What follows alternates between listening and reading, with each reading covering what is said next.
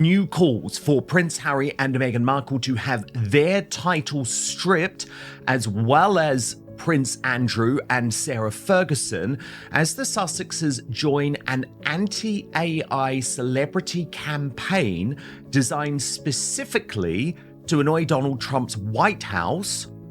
And make no mistake, that is the future for Prince Harry and Meghan Markle as well. And it's well-deserved on all sides.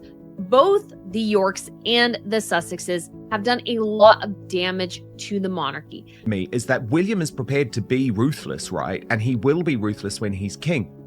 So Charles, at this point, could play a bit of a strategic game here. Behind the gilded gates of Buckingham Palace, a storm has been quietly gathering. Not the kind that arrives with thunder and spectacle, but the deliberate, methodical kind that reshapes kingdoms. And at the center of it all stands Prince William, heir to the British throne, executing what may be the most devastating royal maneuver in modern history. This is not a story of petty family squabbles or tabloid gossip. This is about power, legacy, and the future of an institution that has survived for over 1,000 years. Because right now, in the privileged enclave of Montecito, California, Meghan Markle is facing a threat she never saw coming. A threat that could dismantle everything she's built, strip away her most valuable assets, and reduce her carefully constructed empire to ruins. What William has been planning will not just shake the Sussex brand, it will obliterate it. Let's rewind for a moment. When Meghan Markle married into the British royal family, she gained something priceless. Not just a fairy tale wedding or a place in the history books. She gained access to one of the most powerful brands on earth. The royal title became her currency,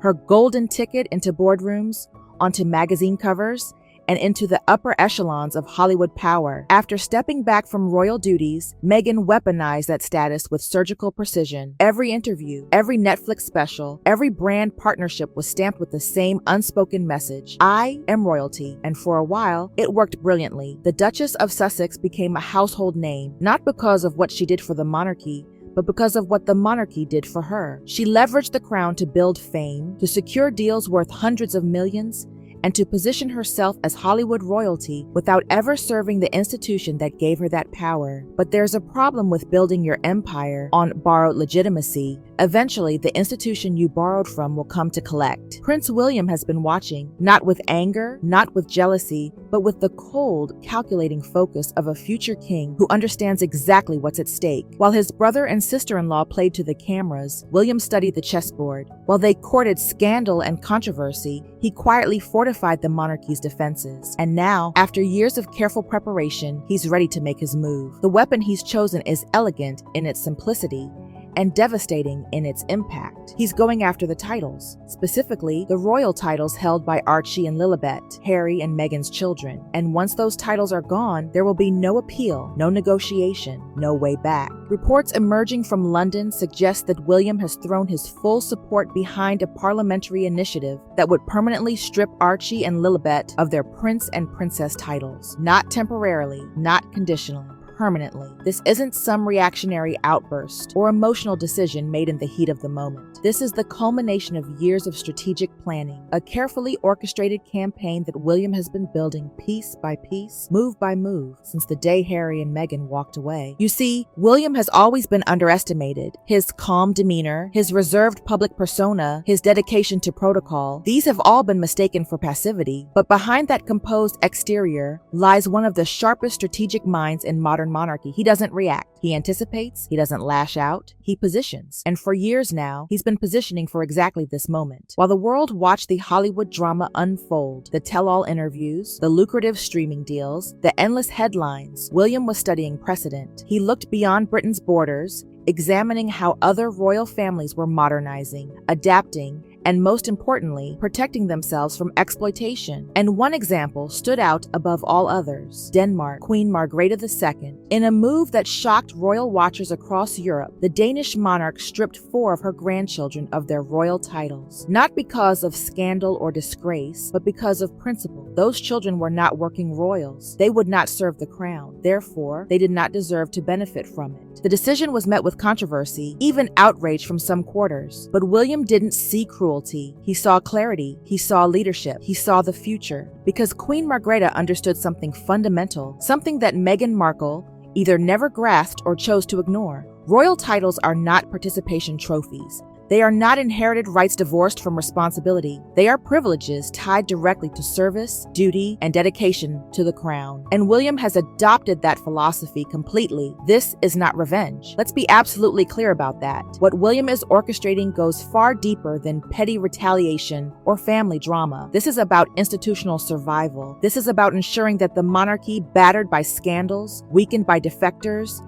and under constant assault from a changing world, emerges stronger, leaner, and more resilient than ever before. Meghan focused on the cameras. William focused on the crown. But here's where the story takes an even more dramatic turn. Because William isn't just battling Meghan and Harry, he's also increasingly at odds with his own father, King Charles III. The tension between father and son, once whispered about in palace corridors, has now become impossible to ignore. Pop Charles, aging and reportedly in declining health, wants peace. He wants reconciliation. He wants his family whole again before time runs out. The king has extended olive branch after olive branch, hoping that forgiveness and compassion might heal the wounds that have torn the House of Windsor apart. He sees Harry as his prodigal son, and he desperately wants to bring him home. William sees things very differently. To the future king, his father's repeated acts of forgiveness aren't compassion, they're weakness. Every concession made to Harry and Meghan, every private meeting, every attempt at reconciliation only emboldens them to take more, to demand more, to exploit the family's goodwill for their own benefit. William believes that emotional decisions made from the heart rather than the head, are existential threats to the monarchy itself, and he's determined not to make the same mistake when his time comes. William has made it clear in private conversations that have leaked to trusted sources that his reign will be fundamentally different from his father's. There will be no tolerance for half measures, no more titles without service, no more privileges without duty. If you want the crown's protection,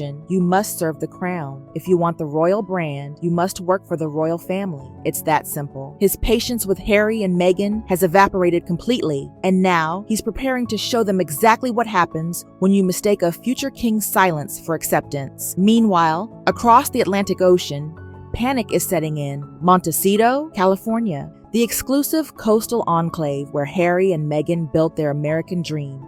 $14 million mansion, celebrity neighbors, proximity to Hollywood power. It was supposed to be their kingdom, their sanctuary, the place where they could finally live on their own terms. But the foundation that kingdom was built on is cracking, and Meghan knows it. You have to understand, Meghan's entire post-royal brand strategy depends on one thing: royal legitimacy. When she walks into a meeting with Netflix executives, when she pitches a lifestyle brand, when she negotiates endorsement deals, the unspoken subtext is always the same. She's not just Meghan Markle, former actress. She's the Duchess of Sussex. She's royal. And more importantly, her children are royal. That status is her leverage. It's her calling card. It's the reason people answer her calls. Without it, she's just another celebrity in a city drowning in celebrities. And that terrifying reality is becoming clearer by the day. Netflix, once so eager to partner with the Sussexes, has cooled considerably. Their much-hyped production deal has yielded disappointing results, and insiders suggest the streaming giant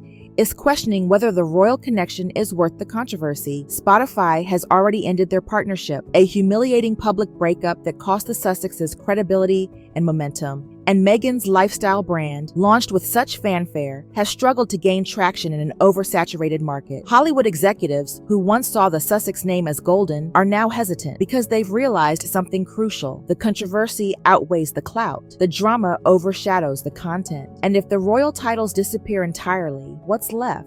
Meghan introduces herself with her title. Every bio, every appearance, every piece of marketing material emphasizes her royal status. It's not incidental to her brand, it is her brand. And when Prince Archie and Princess Lilibet lose their titles, the narrative collapses. According to sources close to the situation, Meghan is scrambling. Emergency meetings with PR teams, frantic strategy sessions to redesign the Sussex brand, desperate attempts to future-proof her empire against the coming storm. But there's nothing she can do, because the weapon William has chosen is absolute. It's called letters patent, and it's been the monarchy's ultimate power move for over a century. Most people have never heard of letters patent, but they are the legal backbone of royal hierarchy. These formal documents, issued under the monarch's authority, define exactly who holds titles, who gets the designation of His or Her Royal Highness, and who is considered officially royal. The current rules were established in 1917 by King George V. Under those regulations, titles are automatically granted to the children and grandchildren of the reigning monarch. That's how Archie and Lilibet became prince and princess when Charles ascended the throne. The moment he became king, they moved up the hierarchy. Their titles were not gifts. They were automatic, encoded in century-old law. But here's the thing about letters patent. They can be changed anytime by the reigning monarch. With the stroke of a pen, a new set of rules can be established that overwrites the old ones completely. And that's exactly what William is preparing to do.